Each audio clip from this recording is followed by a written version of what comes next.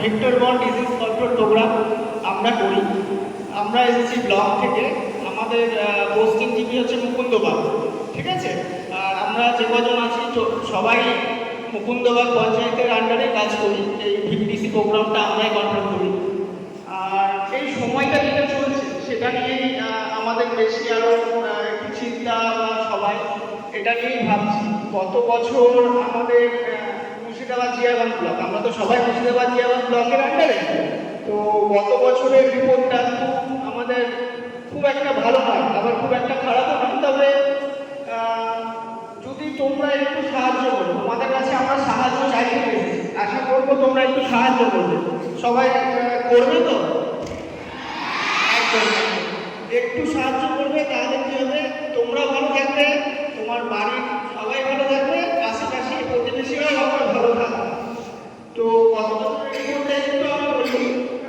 আমাদের ব্লকে গত বছর 475টা ডেঙ্গু হয়েছিল, যেটা খুবই খারাপ হতো। কারণ এই ডেঙ্গুটা হলে যদি পরপর 3বার কোনো মানুষের ডেঙ্গু হয়, সেই মানুষটাকে বাঁচানো খুব মুশকিল। আর সবথেকে বড় ব্যাপার হচ্ছে আমাদের মেডিকেল লাইনে এই ডেঙ্গু রোগের কোনো পার্সোনালি ওষুধ নেই যে শুধু এটা খেলে ডেঙ্গুটা সেরে যাবে, সেরকম কিন্তু কোনো ওষুধ নেই। শুধুমাত্র নিজেদেরকে ঠিক রাখতে গেলে যেটা করতে হবে, প্যারাসিটামল, জল, কাবের জল এসব খেয়ে তোমাকে কন্ট্রোল করতে হবে। সেই কারণের জন্য আরও বেশি সরকার এটার প্রতি জোর দিয়েছে যে এটার কোনো মেডিসিন নেই, পার্সোনালি এর জন্য কোনো মেডিসিন তৈরি হয়নি। সেটাই, আর কোনো মানুষকে যদি একবার কামড়ায়, পরপর 3বার যদি ডেঙ্গু হয় কোনো মানুষের, সেই মানুষটা রক্তশূন্য হয়ে মারা যেতে পারে। তো সেই কারণেই আমাদের এই সচেতনতা প্রোগ্রামটা। তো রবিবার আমার ছুটি থাকে তো নাকি?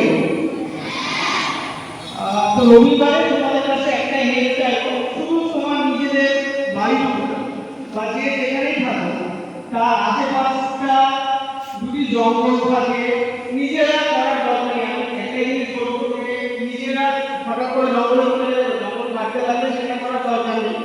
বাড়ির মা বাবা বড় যারা আছে দাদা তাও চলবে, তাদেরকে একটুখানি ওইখানে সতর্ক করতে হবে। রবিবার তোমরাও একটু সতর্ক থাকবে। বাড়ির আশেপাশে যদি জঙ্গল থাকে সেটুকুটা যদি একটু নিজেরা বলে, বাড়ির বড় কাউকে বলে যদি কাটিয়ে নাও, তাহলে কিন্তু আপনার জঙ্গলে মশা বেশি থাকে।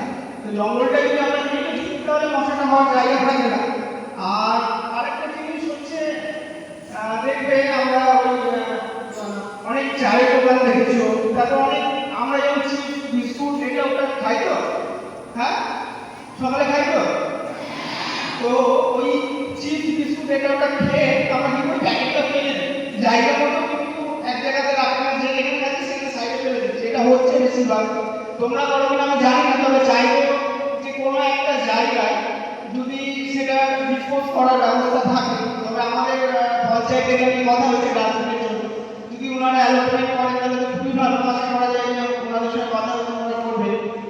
তো তোমরা যেগুলো খাও আর প্লাস্টিকের জিনিস যেগুলো খাও, যেখানে ওখানে ফেলে দেখি না।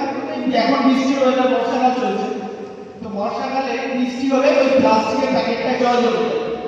আমরা হয়তো খালি চোখে বুঝতে পারবো না ভেতরে জলটা আছে, যদি খুব সামান্য জলটাও জমে তো মশা যদি ওখানে ডিম ফেলে দেয়, তো মশার বাচ্চা হতে 7 থেকে 10 দিনের মধ্যে ওটা রেডি হয়ে যাবে বাচ্চা।